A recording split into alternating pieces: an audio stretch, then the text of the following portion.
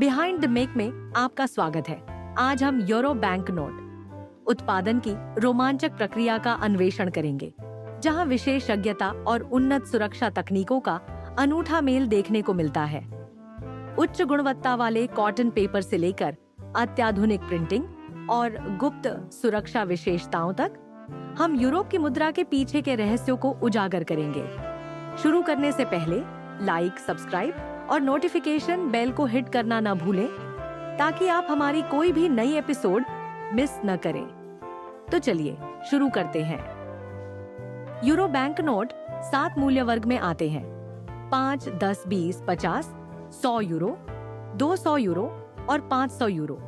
हालांकि 500 euro note अब print नहीं किए जाते, फिर भी वे कानूनी रूप से मान्य हैं। हर नोट का एक विशिष्ट रंग होता है और यह यूरोपीय वास्तुकला की विभिन्न शैलियों को दर्शाता है, लेकिन इनमें से कोई भी इमारत वास्तविक नहीं है। यूरो बैंक नोट्स में धोखाधड़ी को रोकने के लिए उन्नत सुरक्षा विशेषताएं होती हैं, जैसे होलोग्राम, रंग बदलने वाला स्याही, यूवी विवरण और उभरी हुई छपाई। कुछ निशान छिपे होते हैं और केवल इंफ्रारेड स्कैनर के तहत ही देखे जा सकते हैं। 29 बिलियन से अधिक बैंक नोट्स का प्रसार होने के साथ ये मुद्रा डिजाइन और सुरक्षा का शानदार मिश्रण है।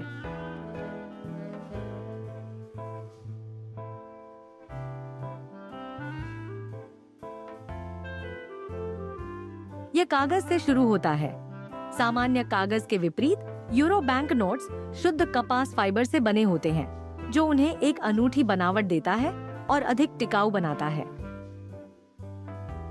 कॉटन को प्रोसेस करके शीट्स में बदला जाता है, जो नोट्स के आधार के रूप में काम करती है। इस चरण के दौरान सुरक्षा विशेषताएं जैसे वाटरमार्क और सुरक्षा धागा कागज में समाहित की जाती है, जो रेशों में इंटीग्रेटेड होती है, जिससे इन्हें नकल करना मुश्किल होता है। एक बार कागज तैयार हो जाने के बाद प्रिंटिंग प्रक्रिया शुरू होती है, जिसमें कई उच्च सुरक्षा तकनीकों का उपयोग किया जाता है। प्रिंटिंग का पहला कदम ऑफसेट प्रिंटिंग है, जिसमें मुख्य पृष्ठभूमि डिजाइन को दोनों ओर लागू किया जाता है, जिससे नोट के डिजाइन का आधार तैयार होता है, जिसमें जटिल पैटर्न और रंग होते हैं। इसके बाद आता है इंटैग्लियो प्रिंटिंग, जो बैंक नोट्स को उनका विशिष्ट एहसास देने के लिए उभरी हुई छपाई जोड़ता है। इस तकनीक का उपयोग महत्वपूर्ण तत्वों जैसे बड़े संप्रदाय के नंबर और वास्तुशिल्प आकृतियों के लिए किया जाता है। इन क्षेत्रों में गाढ़ा स्याही लगाया जाता है, जिससे एक ऐसा बनावट उत्पन्न होती है जिसे हाथ से महसूस किया जा सकता है। यह सुरक्षा बढ़ाता है और दृष्टिहीन व्यक्तियों को नोटों की पहचान करने में मदद करता है। एक बार बैंक नोट्स छापे और सुरक्षित किए जाने के बाद वे नंबरिंग स्टेज में जाते हैं। सीरियल नंबरों को लेटर प्रेस प्रिंटिंग के माध्यम से लगाया जाता है, जो उनकी मजबूती और घिसने के खिलाफ प्रतिरोध सुनिश्चित करता है। प्रत्येक यूरो बैंक नोट में एक अद्वितीय एल्फान्यूमेरिक सीरियल नंबर होता है, जिसमें एक अक्षर और 11 अंकों का संयोजन होता है। अक्षर उस देश का प्रतिनिधित्व करता है जो नोट जारी करता है, जबकि अंक ट्रैकिंग और सत्यापन के लिए एक अद्वितीय पहचानकर्ता के रूप में कार्य करते हैं। एक बार सभी प्रिंटिंग और सुरक्षा सुविधाएं लागू हो जाने के बाद बैंक नोट शीट्स गुणवत्ता नियंत्रण से गुजरती हैं। यह सुनिश्चित करता है कि रंग, सुरक्षा सुविधाएं और संरेखण कड़े मानकों के अनुरूप हों और दोषपूर्ण नोटों को तत्काल प्रसार से हटा दिया जाता है।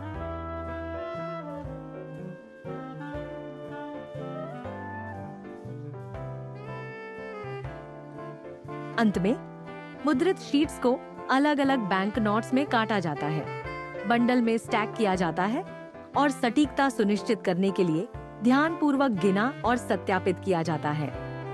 बैंक नोट्स को अंतिम निरीक्षण से गुजरना पड़ता है, जिसमें दोषपूर्ण नोट हटा दिए जाते हैं और नष्ट कर दिए जाते हैं। एक बार मंजूरी मिल जाने के बाद ढेरों को श्रिंक रैप किया जाता है और शिपमेंट के लिए लेबल किया जाता है। इन्हें फिर यूरो क्षेत्र के राष्ट्रीय केंद्रीय बैंकों को भेजा जाता है, जो इन्हें वाणिज्यिक बैंकों, एटीएम और व्यवसायों को आपूर्ति करते हैं। इसके बाद ये नोट्स प्रचलन में आते हैं, जो दैनिक लेन देन के लिए तैयार होते हैं और यूरोप के मुद्रा प्रणाली की अखंडता बनाए रखते हैं।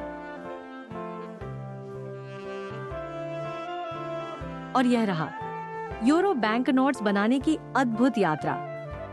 उच्च गुणवत्ता वाले कॉटन पेपर से लेकर उन्नत प्रिंटिंग तकनीकों तक उत्पादन प्रक्रिया के हर कदम में सटीकता, नवाचार और विशेषज्ञ शिल्पकला की आवश्यकता होती है।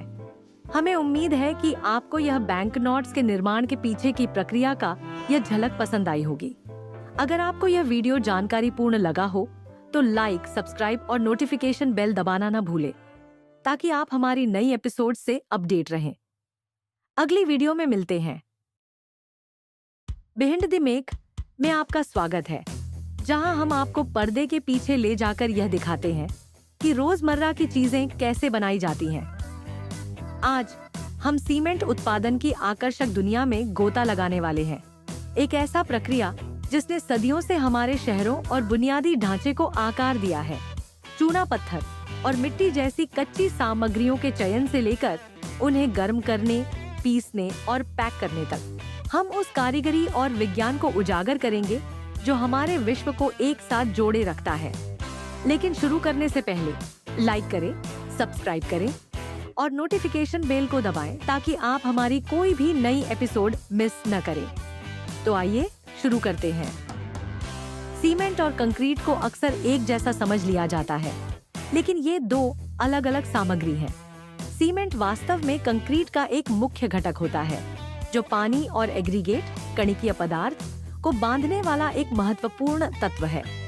कंक्रीट बनाने की प्रक्रिया सीमेंट उत्पादन से शुरू होती है, जो अंतिम उत्पाद की मजबूती और स्थायित्व सुनिश्चित करने के लिए आवश्यक होती है। सीमेंट के कई प्रकार होते हैं, लेकिन सबसे अधिक उपयोग किया जाने वाला ऑर्डिनरी पोर्टलैंड सीमेंट (ओपीसी) है। इसके आविष्कारक ने इसका नाम इसीलिए रखा क्योंकि इसका रंग इंग्लैंड के डॉर्सेट में स्थित पोर्टलैंड द्वीप से निकाले गए पत्थर से मिलता जुलता था। सीमेंट उत्पादन के लिए मुख्य कच्ची सामग्री चूना, पत्थर और मिट्टी होती है, जिन्हें खदानों से विस्फोट या भारी मशीनरी की मदद से निकाला जाता है। निकाले जाने के बाद इन कच्ची सामग्रियों को क्रशिंग प्लांट, पिसाई संयंत्र में ले जाया जाता है, जहां उन्हें छोटे टुकड़ों में तोड़ा जाता है और फिर सटीक अनुपात में मिलाया जाता है, जिसे रॉ मील, कच्चा मिश्रण कहा जाता है। इसके बाद इस रॉ मील कच्चे मिश्रण को एक मिल बड़े घूर्णन सिलेंडर में भेजा जाता है, जहां इसे बारीक पाउडर में पीसा जाता है। पीसने की प्रक्रिया से मिश्रण की एकरूपता बनी रहती है और बाद की रासायनिक प्रक्रियाओं की दक्षता बढ़ती है। इसके बाद पिसे हुए रॉ मील को प्रीहीटर टावर में गर्म किया जाता है, जहां भट्टी, किल्न से निकलने वाली गर्म गैसें इसे गर्म करती हैं। इस प्रक्रिया में चूना पत्थर आंशिक रूप से विघटित होकर कैल्शियम ऑक्साइड चूना में परिवर्तित हो जाता है, जिसे कैल्सिनेशन दहन अपघटन प्रक्रिया कहा जाता है। प्रीहीट और प्री कैल्सिन किया हुआ यह रॉ मील फिर एक रोटरी किल्न, लंबा बेलनाकार भट्टी में प्रवेश करता है, जहां तापमान लगभग 1450 डिग्री सेल्सियस तक पहुंच जाता है। भट्टी किल्न के अंदर कच्ची सामग्री कई जटिल रासायनिक प्रतिक्रियाओं और सिंटरिंग एकीकरण प्रक्रिया से गुजरती है, जिससे अंततः छोटे संगमरमर के आकार के क्लिंकर नामक टुकड़े बनते हैं। क्लिंकर में कैल्शियम सिलिकेट्स, एल्यूमिनेट्स और फेराइट्स जैसे यौगिक होते हैं, जो सीमेंट की बांधने, बाइंडिंग काज की विशेषताओं के लिए आवश्यक होते हैं। भट्टी से बाहर निकलने के बाद क्लिंकर को हवा की सहायता से तेजी से ठंडा किया जाता है, ताकि इसकी गुणवत्ता बनी रहे और अवांछित क्रिस्टल संरचनाओं का निर्माण न हो। इसके बाद ठंडे किए गए क्लिंकर को सीमेंट मिलों में बारीक पीसा जाता है, जहां इसमें जिप्सम और फ्लाई ऐश, स्लैग या पोज़्ज़ोलाना जैसे अन्य योजक एडिटिव्स मिलाए जाते हैं। जिप्सम विशेष रूप से महत्वपूर्ण होता है क्योंकि यह सीमेंट के जमने, सेट होने के समय को नियंत्रित करता है। सीमेंट के उत्पादन के बाद इसे विशेष प्रयोगशालाओं में कठोर रासायनिक और भौतिक परीक्षणों से गुजारा जाता है, ताकि यह सुनिश्चित किया जा सके कि यह उद्योग मानकों को पूरा करता है। इन परीक्षणों में सफल होने के बाद सीमेंट कंक्रीट निर्माण इकाइयों तक पहुंचाने के लिए तैयार हो जाता है। कंक्रीट का अगला मुख्य घटक एग्रीगेट कणिकीय सामग्री है, जो अंतिम मिश्रण का लगभग 75% हिस्सा बनाता है। एग्रीगेट में बजरी, ग्रेवल और रेत सैंड दोनों शामिल होते हैं, जहां रेत बड़े बजरी कणों के बीच की खाली जगहों को भरकर मिश्रण को अधिक मजबूत और समान बनाती है। संतुलित अनुपात में मोटे और बारीक कणों वाला अच्छी गुणवत्ता का एग्रीगेट उपयोग करने से सीमेंट की आवश्यक मात्रा कम हो जाती है, जिससे यह प्रक्रिया अधिक लागत प्रभावी कॉस्ट इफेक्टिव बनती है। कंक्रीट उत्पादन में एक और महत्वपूर्ण तत्व एडमिक्सचर मिश्रण योजक का उपयोग है। ये विशेष रसायन कंक्रीट के गुणों को विभिन्न तरीकों से सुधारते हैं। प्लास्टिसाइजर कंक्रीट की कार्यशीलता को बढ़ाते हैं, जिससे इसे आसानी से ढाला और लगाया जा सकता है, बिना अलगाव या अत्यधिक पानी के रिसाव के। एक्सीलरेटर्स जमने की प्रक्रिया को तेज करते हैं, जबकि रिटार्डर्स इसे धीमा करते हैं, जिससे पर्यावरणीय परिस्थितियों के अनुसार अधिक नियंत्रण प्राप्त किया जा सकता है। चूंकि कंक्रीट की तन्यता ताकत सीमित होती है, रासायनिक योजक और स्टेनलेस स्टील, ग्लास या कार्बन फाइबर जैसी मजबूत करने वाली सामग्री का उपयोग इसकी प्रदर्शन क्षमता और स्थायित्व को बढ़ाने के लिए किया जाता है। जब सभी कच्ची सामग्री तैयार हो जाती है, तो कंक्रीट उत्पादन प्रक्रिया शुरू होती है। पहला कदम होता है सीमेंट, एग्रीगेट, एडमिक्सचर और पानी की आवश्यक मात्राओं को ध्यानपूर्वक मापना, जो अंतिम उत्पाद की इच्छित मजबूती और विशेषताओं के आधार पर तय की जाती है। कंक्रीट मिक्स डिजाइन एक विशेष क्षेत्र है, जो इन सामग्रियों के आदर्श अनुपातों का निर्धारण करता है, ताकि विशिष्ट संरचनात्मक आवश्यकताओं को पूरा किया जा सके। निर्माण संहिता बिल्डिंग कोड भी विभिन्न प्रकार के निर्माण परियोजनाओं के लिए सही मिश्रण अनुपातों के लिए मार्गदर्शन प्रदान करती है। सामग्री मापने के बाद उन्हें समान मिश्रण बनाने के लिए अच्छी तरह से मिलाया जाता है। पारंपरिक रूप से ये काम फावड़ों का उपयोग करके एक समतल सतह पर मैन्युअली किया जाता था, लेकिन आजकल कंक्रीट मिक्सर का उपयोग इस प्रक्रिया को स्वचालित और तेज बनाने के लिए किया जाता है। मिश्रण के दौरान पानी को धीरे धीरे डाला जाता है, जो सीमेंट के साथ मिलकर एक पेस्ट बनाता है, जो एग्रीगेट्स को एक साथ जोड़ता है। इस प्रक्रिया को हाइड्रेशन कहा जाता है, जो गर्मी उत्पन्न करती है, और समय के साथ यह प्रक्रिया जारी रहती है, जिससे कंक्रीट की मजबूती धीरे धीरे बढ़ती है। इस चरण में कंक्रीट की कार्यशीलता की जांच की जाती है, और अगर आवश्यक हो तो अधिक पानी या सूखी सामग्री मिलाकर समायोजन किया जा सकता है। एक बार जब मिश्रण इच्छित स्थिरता तक पहुंच जाता है, तो उसे निर्माण स्थल पर भेजा जाता है और मोल्ड्स या फॉर्मवर्क में डाला जाता है। परियोजना के अनुसार कंक्रीट को सीधे डाला जा सकता है या पंप और कन्वेयर के माध्यम से परिवहन किया जा सकता है। ध्यान रखा जाना चाहिए कि सेग्रीगेशन, जब बड़े एग्रीगेट्स बाकी मिश्रण से अलग हो जाते हैं, से बचा जाए। स्थापना के बाद कंक्रीट को संपीड़ित किया जाना चाहिए, ताकि हवा के झीले और रिक्त स्थान हटाए जा सके, जिससे अंतिम संरचना घनी और मजबूत बने। ये आमतौर पर वाइब्रेटर्स, टैंपिंग या रोलिंग का उपयोग करके किया जाता है। एक बार संपीड़ित होने के बाद कंक्रीट क्योरिंग प्रक्रिया से गुजरता है, जो एक महत्वपूर्ण प्रक्रिया है जिसमें उचित नमी और तापमान बनाए रखा जाता है, ताकि हाइड्रेशन प्रक्रिया जारी रह सके। क्योरिंग को सतह को गीला रखकर या उसे क्योरिंग मेम्ब्रेन, प्लास्टिक शीट्स या कंबल से ढककर किया जा सकता है। क्योरिंग की अवधि कंक्रीट के प्रकार और इच्छित मजबूती के आधार पर भिन्न होती है, जो आमतौर पर कुछ दिनों से लेकर हफ्तों तक होती है। एक बार जब कंक्रीट पर्याप्त रूप से क्योर हो जाता है, तो फिनिशिंग तकनीकों का उपयोग किया जा सकता है, ताकि इच्छित सतह की बनावट और उपस्थिति प्राप्त की जा सके। इसमें समतल करना, लेवलिंग, ट्रोवेलिंग या सजावटी फिनिश लागू करना शामिल हो सकता है। अपनी लचीलापन, स्थायित्व और लागत प्रभाविता के कारण कंक्रीट दुनिया में सबसे अधिक उपयोग किया जाने वाला निर्माण सामग्री बना हुआ है। और यह था सीमेंट बनाने की अद्भुत यात्रा। कच्ची सामग्री निकालने से लेकर पीसने, गर्म करने और अंतिम परीक्षण तक कंक्रीट उत्पादन प्रक्रिया के हर चरण में विशेषज्ञता, सटीकता और नवाचार की आवश्यकता होती है। हमें उम्मीद है कि आपको सीमेंट बनाने की इस पर्दे के पीछे की झलक पसंद आई होगी। अगर आपको यह वीडियो जानकारीपूर्ण लगा हो तो कृपया लाइक करें, सब्सक्राइब करें और हमारे नवीनतम एपिसोड्स के अपडेट्स के लिए नोटिफिकेशन बेल को दबाना न भूलें। अगले वीडियो में मिलते हैं। बिहाइंड द मेक में आपका स्वागत है, जहां हम आपको पर्दे के पीछे लेकर जाते हैं ताकि आप जान सकें कि रोजमर्रा की चीजें कैसे बनती हैं। आज हम टायर निर्माण की अद्भुत दुनिया में गोता लगाएंगे, एक प्रक्रिया जिसने परिवहन को क्रांतिकारी रूप से बदल दिया और जो हमें हर दिन चलते रहने में मदद करती है।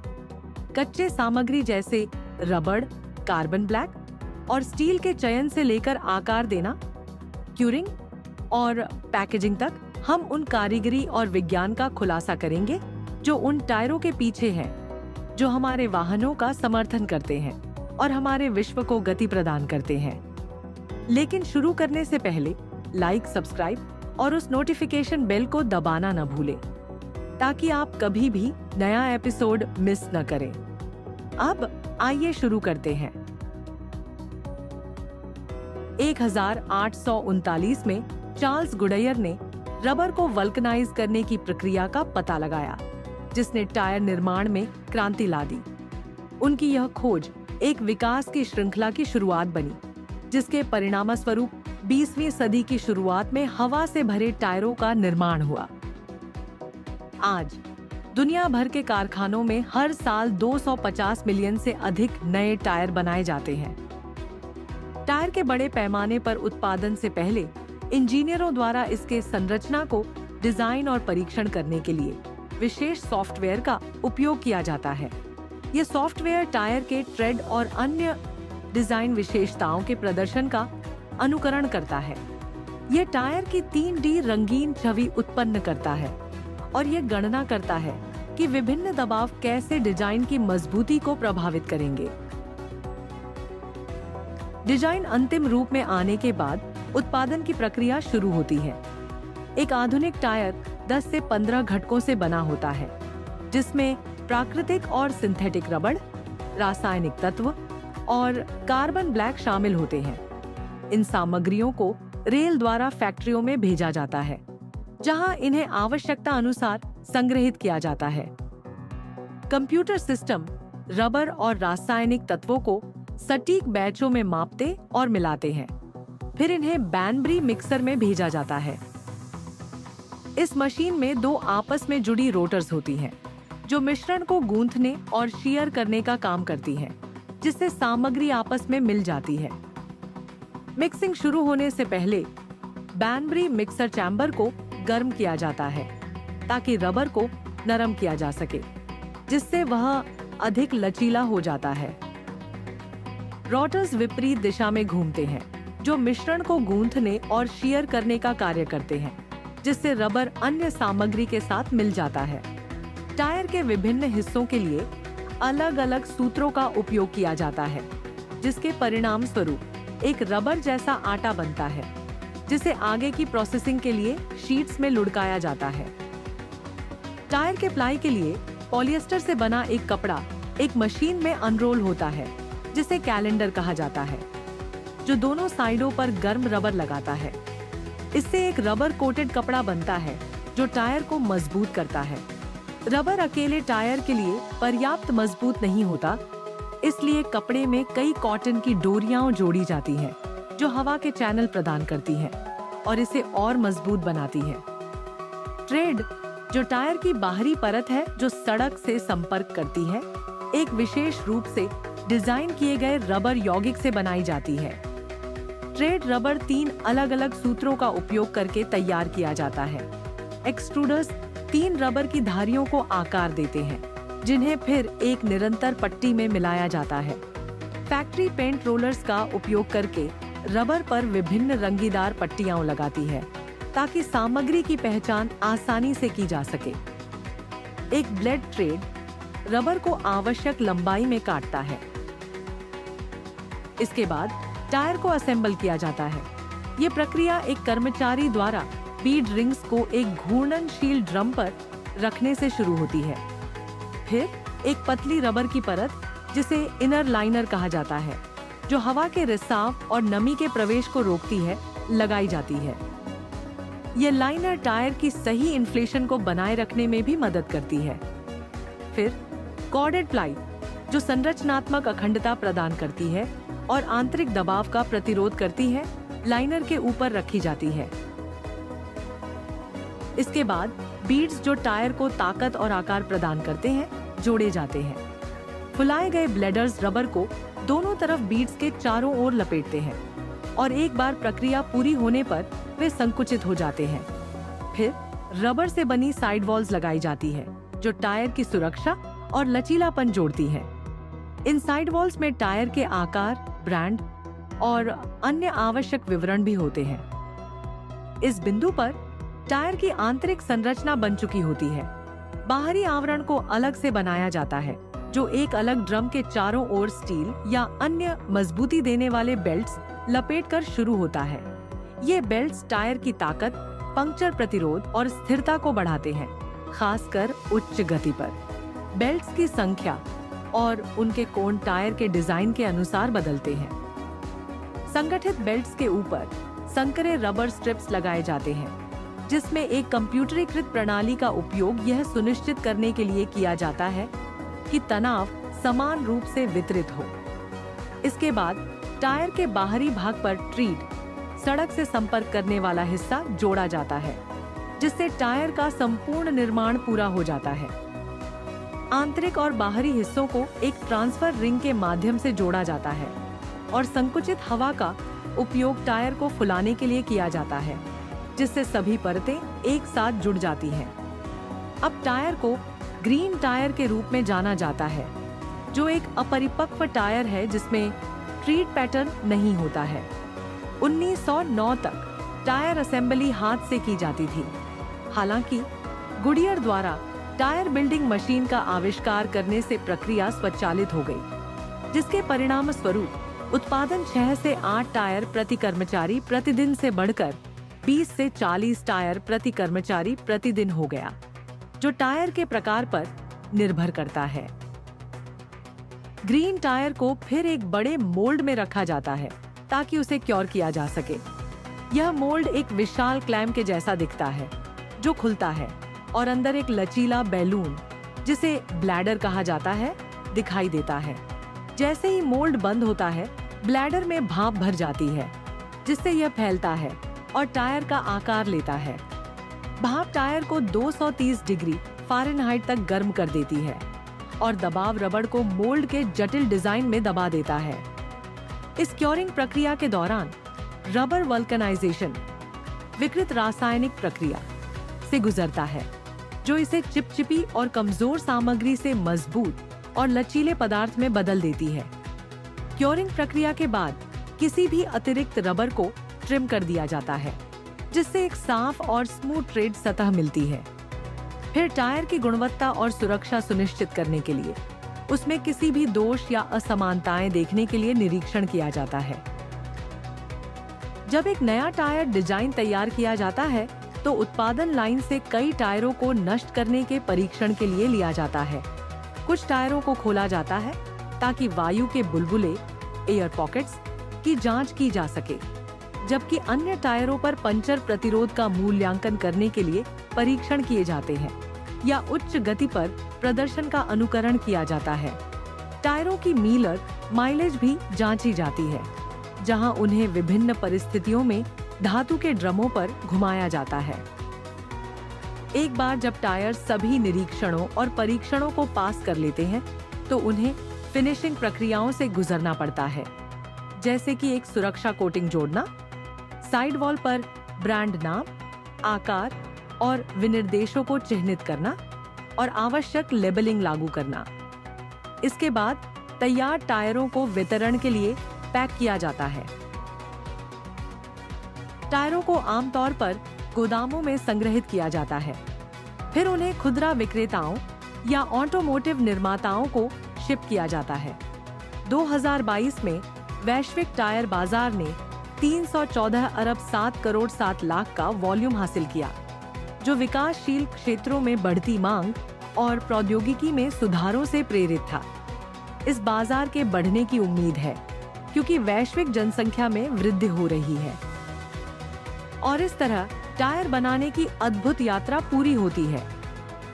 संरचना डिजाइन करने से लेकर सामग्री मिश्रण, मोल्डिंग और अंतिम परीक्षण तक टायर उत्पादन प्रक्रिया के प्रत्येक कदम में विशेषज्ञ कारीगरी, सटीकता और नवाचार की आवश्यकता होती है। हमें उम्मीद है कि आपको टायर बनाने की इस पर्दे के पीछे की यात्रा का आनंद आया होगा। यदि आपको यह वीडियो जानकारीपूर्ण लगा हो तो लाइक, सब्सक्राइब करना न भूलें और हमारे नवीनतम एपिसोड्स के लिए नोटिफिकेशन बेल दबाएं। अगले वीडियो में मिलते हैं। बिहाइंड दैट मेक के एक और एपिसोड में आपका स्वागत है। आज हम आपको कोका कोला उत्पादन की रोमांचक दुनिया में ले चलेंगे, जो दुनिया के सबसे प्रतिष्ठित पेय पदार्थों में से एक है। हम इस ऐतिहासिक पेय के पीछे की कारीगरी और इतिहास को उजागर करेंगे। शुरू करने से पहले हमारे वीडियो को लाइक करें, चैनल को सब्सक्राइब करें और नोटिफिकेशन बेल दबाएं ताकि आप हमारे नए एपिसोड कभी मिस न करें। तो आइए बिना देर किए शुरू करते हैं। कोका कोला की कहानी 1966 में अटलांटा, जॉर्जिया से शुरू हुई, जब एक फार्मासिस्ट जॉन पेम्बरटन ने एक ऐसा उपचार बनाने की कोशिश की जो सिरदर्द से राहत देने के साथ साथ ताजगी भी प्रदान करे। उन्होंने विभिन्न सामग्रियों के साथ प्रयोग किया और पौधों के अर्क, कैरामेल रंग और एक गुप्त फॉर्मूला से एक सिरप तैयार किया। इसे शुरुआत में पेम्बरटन्स फ्रेंच वाइन कोका कहा गया, लेकिन जल्द ही यह दुनिया भर में लोकप्रिय हो गया और कोका कोला के रूप में प्रसिद्ध हुआ। शुरुआत में इस सिरप को सोडा पानी के साथ मिलाया जाता था, जिससे एक कार्बोनेटेड पेय तैयार होता जिसे ग्राहक पसंद करते थे। फार्मासिस्ट होने के नाते पेम्बरटन ने इसे अपनी फार्मेसी के सोडा फाउंटेन पर बेचना शुरू किया। उन्हें इस बात का अंदाजा नहीं था कि उन्होंने एक ऐसा पेय बना लिया है जो दुनिया को बदल कर रख देगा। हालांकि हम यह समझा सकते हैं कि कोका कोला कैसे बनाया जाता है, लेकिन इसकी मूल रेसिपी आज भी इतिहास के सबसे सुरक्षित रहस्यों में से एक है। माना जाता है कि यह रेसिपी अटलांटा के world of Coca Cola museum में एक सुरक्षित तिजोरी में रखी गई है। केवल 2 कर्मचारियों को ही एक समय में पूरी रेसिपी की जानकारी होती है। उनकी पहचान गुप्त रखी जाती है। वे कभी साथ यात्रा नहीं कर सकते और यदि उनमें से कोई कंपनी छोड़ता है तो बड़ी सावधानी से उसके स्थान पर किसी अन्य को चुना जाता है। सटीक विधि एक रहस्य बनी हुई है, लेकिन कुछ प्रमुख सामग्री अच्छी तरह से जानी जाती है। कोका कोला में कार्बोनेटेड पानी, high fructose corn syrup, caramel रंग, फास्फोरिक एसिड और प्राकृतिक फ्लेवर होते हैं। हालांकि कोका कोला को वास्तव में अलग बनाने वाली चीज है उसके विशिष्ट स्वाद को देने वाले पौधों के अर्कों का गुप्त मिश्रण। कोका कोला का उत्पादन अटलांटा में शुरू होता है, जहां कंपनी गुप्त सिरप संकेंद्रण तैयार करती है। इस संकेंद्रण को फिर विश्व भर में भरोसेमंद बॉटलिंग पार्टनर्स को भेजा जाता है, जो इसे अंतिम उत्पाद में बदलते हैं। उच्च गुणवत्ता बनाए रखने के लिए इस्तेमाल किए गए पानी को एक विस्तृत शुद्धिकरण प्रक्रिया से गुजरना पड़ता है। इसके बाद इसे सिरप और मीठे पदार्थों के साथ बड़े टैंकों में मिलाया जाता है। सामग्री का अनुपात क्षेत्रीय स्वाद प्राथमिकताओं के आधार पर समायोजित किया जाता है। यही वजह है कि कोका कोला दुनिया के विभिन्न हिस्सों में थोड़ा अलग स्वाद ले सकता है। जब मिश्रण परफेक्ट हो जाता है तो इसे कार्बोनाइजेशन प्रक्रिया से गुजारा जाता है, जिसमें प्रेशराइज्ड चैम्बर में कार्बन डाइऑक्साइड को तरल में घोला जाता है, जिससे कोका कोला में वह विशिष्ट बुलबुले बनते हैं जो इसे ताजगी प्रदान करते हैं। हालांकि इस चरण के बाद भी पेय को पैकेज किया जाना जरूरी है, इससे पहले कि यह उपभोक्ताओं तक पहुंचे। कोका कोला की बोतलों का अपना एक अलग इतिहास है। पहली कांच की बोतल 1999 में पेश की गई थी और तब से इसका डिजाइन कई बदलावों से गुजरा है। आधुनिक करवी बोतल जो 1557 से लगभग अपरिवर्तित है, दुनिया भर में तुरंत पहचानी जाने वाली प्रतीक बन गई है। कांच की बोतलों के अलावा कोका कोला अब प्लास्टिक बोतलों और एल्यूमीनियम कैनों में भी पैक किया जाता है। कार्बोनेट होने के बाद पेय उच्च गति वाली बॉटलिंग लाइनों में जाता है, जहां स्वचालित मशीनें प्रत्येक कंटेनर को सटीक रूप से भरती हैं। ये प्रक्रिया सुनिश्चित करती है कि हर बोतल या कैन में सही मात्रा में तरल हो और जाग के लिए पर्याप्त जगह बनी रहे। सीलिंग और कैपिंग के बाद लेबलिंग मशीनें कोका कोला की प्रतिष्ठित ब्रांडिंग लगाती हैं। वितरण से पहले पेय कड़े गुणवत्ता नियंत्रण जांच से गुजरते हैं। कोका कोला की स्थिरता के प्रति प्रतिबद्धता सुनिश्चित करती है कि हर बोतल और कैन स्वाद, कार्बोनेशन और सुरक्षा के सख्त मानकों पर खरी उतरे। इसमें संवेदी मूल्यांकन, सूक्ष्म जांच और उन्नत परीक्षण शामिल है, ताकि उपभोक्ताओं को हमेशा वही बेहतरीन स्वाद मिले जिसकी वे अपेक्षा करते हैं। और यही है कोका कोला बनाने की प्रक्रिया। अटलांटा में तैयार की गई एक गुप्त सिरप से लेकर एक वैश्विक रूप से पहचानी जाने वाली पेय तक, जिसे अरबों लोग पसंद करते हैं। अगली बार जब आप कोका कोला की कैन या बोतल खोलें, तो हर घूंट में समाहित शिल्प, विज्ञान और इतिहास को सराहने के लिए एक पल लीजिए। अगर आपको कोका कोला बनाने की इस अंदरूनी जानकारी का वीडियो पसंद आया हो, तो अधिक रोचक जानकारी के लिए लाइक, शेयर और सब्सक्राइब जरूर करें। देखने के लिए धन्यवाद। अगले वीडियो में मिलते हैं। आज हम आपको KFC के क्रिस्पी सुनहरे चिकन की दुनिया में लेकर जा रहे हैं। एक फास्ट फूड आइकन जिसे दुनिया भर में करोड़ों लोग पसंद करते हैं। 11 गुप्त हर्ब्स और मसालों के मिश्रण से लेकर सटीक ब्रेडिंग, फ्राई करने और तैयारी की प्रक्रिया तक, हम उस कारीगरी और विज्ञान को उजागर करेंगे जो इसे बार बार खाने लायक बनाता है। लेकिन शुरू करने से पहले लाइक करें, सब्सक्राइब करें और नोटिफिकेशन बेल दबाएं, ताकि आप हमारी अगली रोमांचक कहानी मिस न करें। क्या आप जानते हैं कि KFC की मशहूर रेसिपी इतनी गुप्त है कि इसे एक वॉल्ट में सुरक्षित रखा गया है? KFC की शुरुआत जुड़ी है कर्नल हारलैंड सैंडर्स की अविश्वसनीय कहानी से, एक ऐसे व्यक्ति जिन्होंने अपनी दृढ़ता और दूरदर्शिता से एक साधारण फ्राइड चिकन रेसिपी को वैश्विक सनसनी बना दिया। उनकी जुनून, मेहनत और अनोखी सोच ने KFC को इतिहास की सबसे सफल फास्ट फूड चेन में बदल दिया।